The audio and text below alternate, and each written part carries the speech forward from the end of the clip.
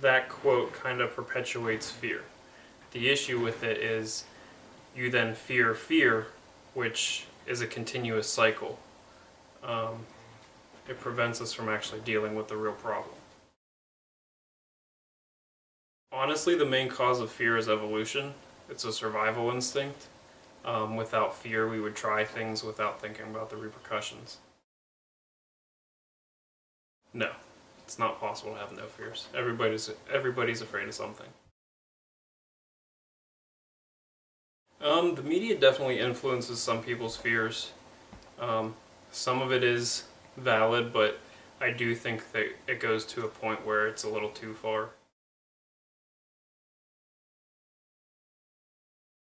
It could definitely happen. For example, even looking at weather, people talk about huge storms, and the next thing you know, everybody's running to the store to get supplies that they may or may not need.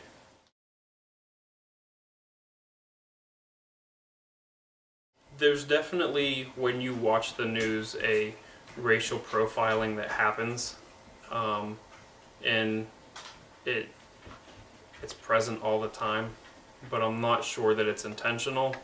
I think it's more the majorities are in control of what shows up, so they don't want to be painted in a poor light. There's no best case scenario on how to deal with fears, but there are definitely some wrong ways to do it. Probably what I would consider best case would be, it's called systematic desensitization. So like you're gradually exposed to a fear until you become more comfortable with it. The worst way that people can deal with fear, it's called flooding.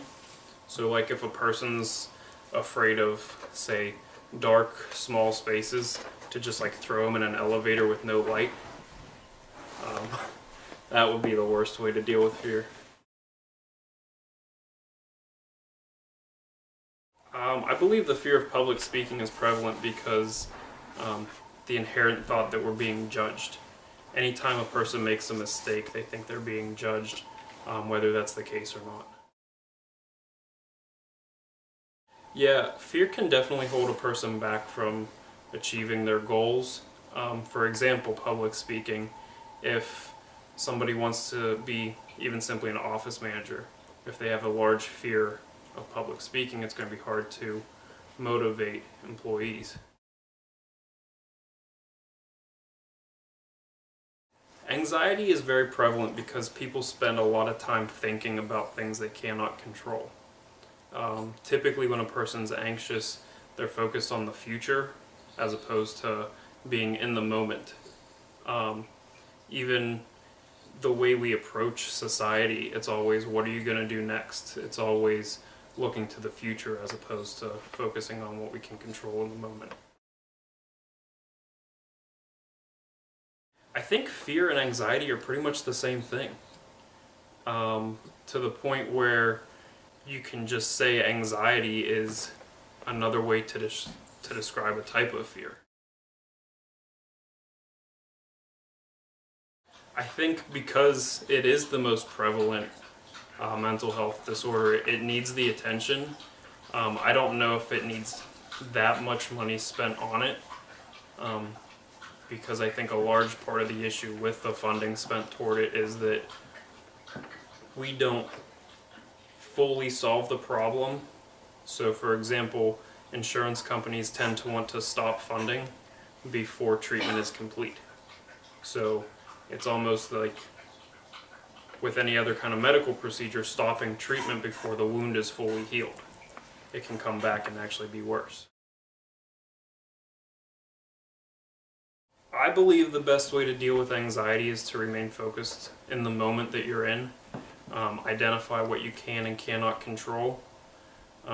As I said before, I think fear and anxiety are synonymous, and people have an inherent fear of the unknown and what they cannot control. So really what that is, it's empathy. Actually more sympathy than empathy. So you feel the emotions of the characters that you're watching, even though you know you're safe. and that's why you feel the fear.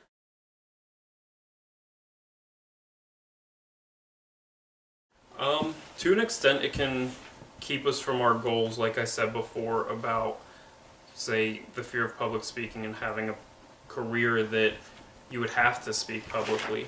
But as a survival mechanism, I also think that it comes up with the worst case scenario so that we know what to expect.